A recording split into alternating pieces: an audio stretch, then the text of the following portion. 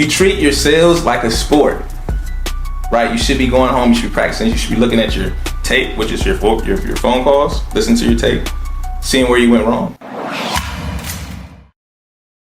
So let's fast forward a little bit, right? That was 2018. Yeah, going into 2019, right? Yeah. You got plugged in with Shooter McClan. My man, shout out Andrew, aka Dispo Guy. Got plugged in with the network. Let's fast forward the tape a little bit. What happened in that progression, and where are you at today? What does your business look like? What does your lifestyle look like? So, you know, I'll be clear. Like, it took me 8 months to get my first deal in there. So I although I did pay for the program, you still got to put the work behind it, right? And it's still a lot. It's a completely different. It's like just starting a new job. You got to get used to it. Yeah.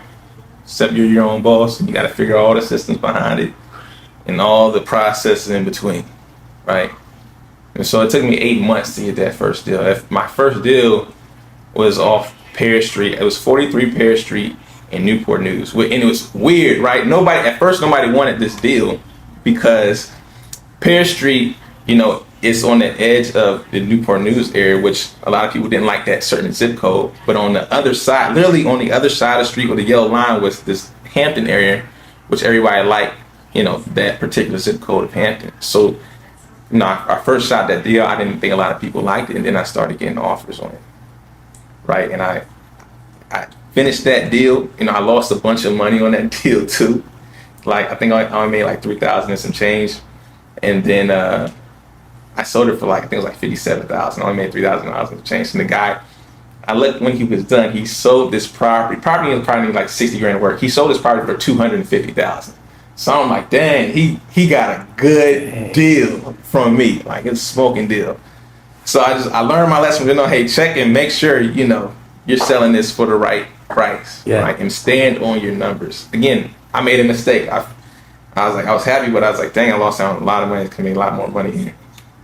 So, I got that, and then after that deal, like 4 more deals follow behind it. So it's like the domino effect. So, I think like by October or November, I had done like 10 deals my first year.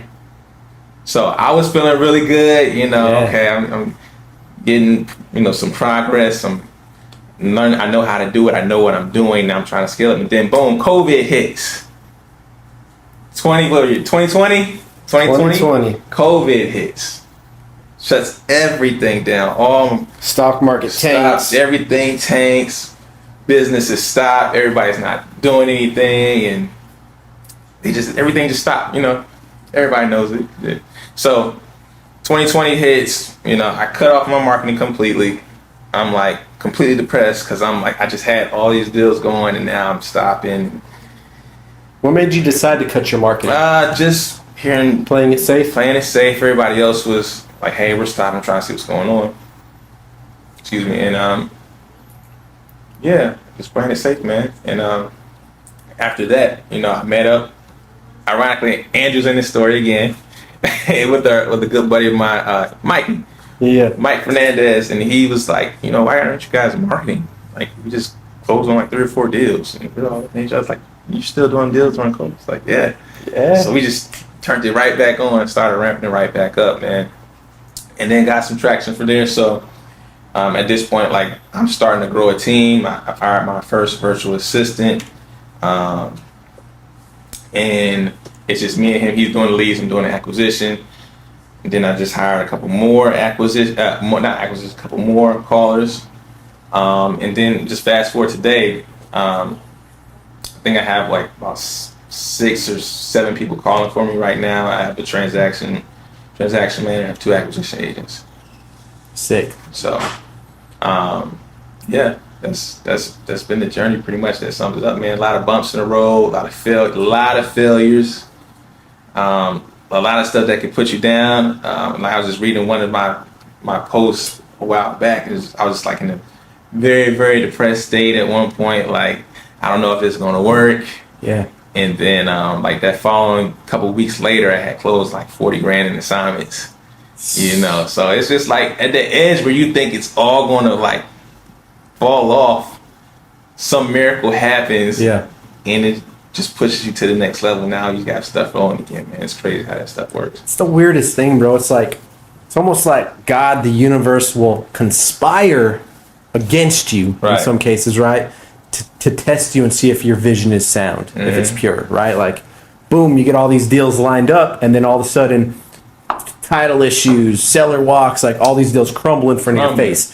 You're building momentum, then you're right at that breakthrough season, and I feel like it never ceases, bro. Like every freaking time you hit that ceiling, boom. Yeah. Right? It's like it tests your perseverance to make sure that you're Make really sure you're committed. solid. Yeah. Make sure you're solid, man. So, I mean, at the end, it's like I wanted to quit, but every time I wanted to quit, I was like, what else are you going to do? Like, you applied to every job, and they all told you no.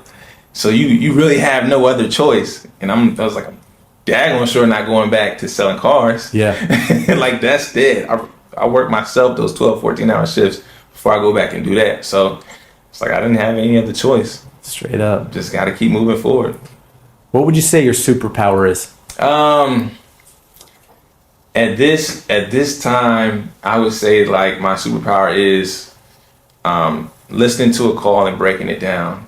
And this is a recent superpower, right? Now that I've gotten acquisition people under me, right? I've learned how to listen to the calls, hear the tonalities and sellers' voices to see where that call went shaky at, or where we could have made some improvements at.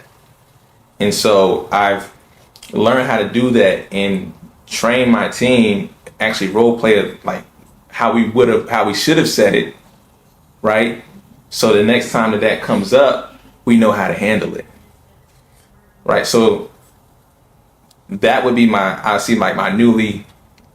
like the new superhero. That's my new power that I would say my superpowers are. Just learning, listening to the call and knowing how to break it down and knowing how to critique it. So for the next time that they encounter an objection like that, they know how to handle it. And that's coming from a leadership perspective, right? Right. As opposed to having yourself in that driver's seat where you're facilitating the calls, you're building rapport with the sellers, walking them through your sales process and closing them. You're now looking at that from a bird's eye view, right? As the team leader, as the owner, the CEO of the business, and you're taking the skill set that you have to cast that vision and empower your team. Exactly. Right. Exactly. And that was my goal from the jump. I tell everybody that I work, even from my callers to my acquisition agents. I don't even say my acquisition. They're just my team. They're not my team, but they're our team. Yeah. Because I say, hey, this is just not my business. It's our business. You guys just have a part ownership in this business, just like me. So I was like, they don't have to call me boss or anything like that. Yeah. We're all one team, right? But I forgot where I was going with it. But yeah, I train a man, and so what I've been able to do with that is break that down to them. So hey, once we listen to that call, right, I can tell like, hey, you shouldn't have said that. You need to you should have said something else, or it should have been said that way. I can hear the stress in the seller's tonality about that, right? So I'm able to break pretty much any and every call down. So the next call that they have, they're going to lock up that contract. And it's crazy, right? So when they go and they lock up that contract, it's like, hey, it worked like a charm, and they're hyped. They're celebrating, hype, got the contract, payday. Yeah. So we said that we just do it, man. We do it. So would you say you guys run at a high level of expectations and accountability? Oh yeah. Like there's grace. Of course there's grace. We're all human beings. We're going to make mistakes, right? But you're setting the bar high for your closers, for your acquisitions team. Like this is what's expected. We're going to go back and evaluate your calls. Mm-hmm. We're going to track your process and figure out how to make you more efficient, right? Exactly. Sick. That's it, man. That's it. We train them. We evaluate the calls, break it down. So next time we run into that, there's no excuses why they shouldn't be able to overcome that objection. Yeah.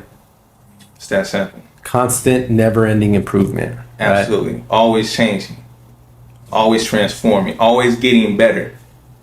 Like Kobe. Yeah. Always practicing. Mamba Mentality. Mm-hmm. For closers. I tell them, you treat your sales like a sport, right? You should be going home, you should be practicing, you should be looking at your tape, which is your phone calls, listen to your tape, seeing where you went wrong. You do that, you'll be a killer.